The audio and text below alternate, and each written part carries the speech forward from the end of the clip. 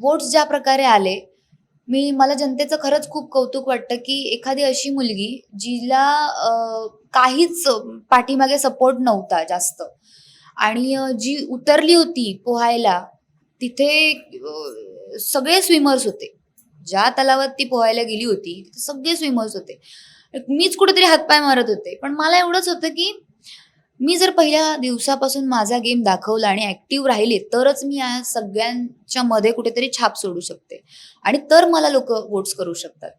मी तोच प्रयत्न केला होता पहिल्या आठवड्यापासून, की मी ॲक्टिव्ह राहीन आणि मी खरं सांगते, मी आजारी पण होते, तरीसुद्धा मी उभी राहून पुन्हा-पुन्हा बोलायचा सगळ्यांशी प्रयत्न करत होते. का? तर मला ना फोमो व्हायचा, की आज जर मी दिसले नाही ना, तर कुठेतरी माझं वोटिंग हलेल. कुठेतरी लोकांना असं वाटेल, की आज तन्वी दिसली नाही किंवा दिसत नाहीये.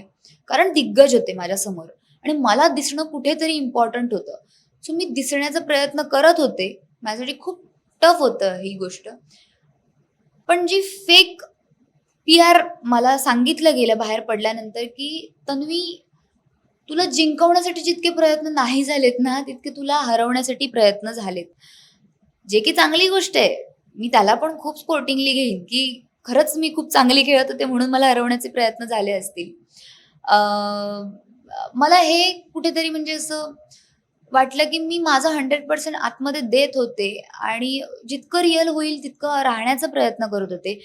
माझ्यासमोर जी कामं आली ती मी केली. मला जे नाही पटलं त्याच्यावरती मी बोलले. मला जे वाटलं ते मी केलं.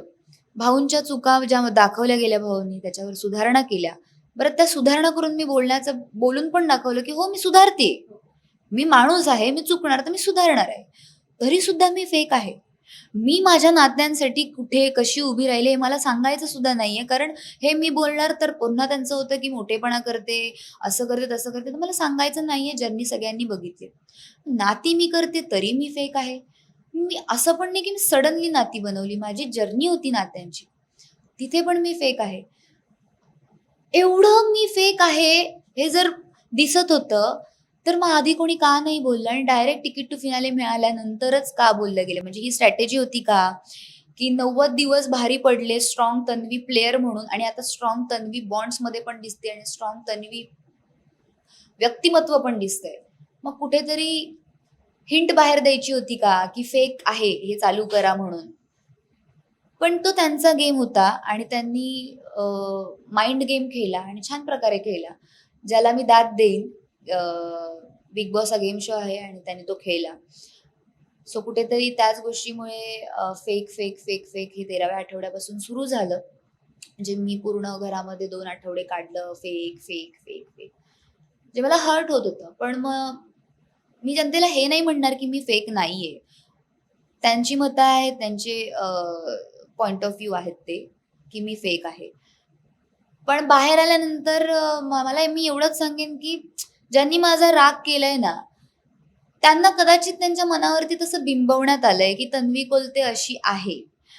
मी एवढंच सांगेन, अ, मी खूप जमिनीवर राहणारी मुलगी आहे. मला फरक नाही पडत मी कुठल्या लेव्हलला गेलीये, मला काय मिळालंय. तुम्ही स्वतः वेळ काढून माझ्याशी भेटा, बोला. मी तुम्हाला तशाच पद्धतीने उत्तरं देईन, छान पद्धतीने उत्तरं देईन. लोकं बोलतात म्हणून मला नावं नका ठेवू. तुम्ही माझ्याशी बोला, तुम्ही मला जाणून घ्यायचा प्रयत्न करा आणि मग तुमची मतं द्या. मग ती मला पटतील. मराठी मनोरंजन सृष्टीमधील मालिका, चित्रपट, नाटक तसेच कलाकारांबद्दलच्या नवीन अपडेट्स जाणून घेण्यासाठी नक्की सबस्क्राईब करा इट्स मज्जा मराठी या आपल्या नवीन यूट्यूब चॅनलला.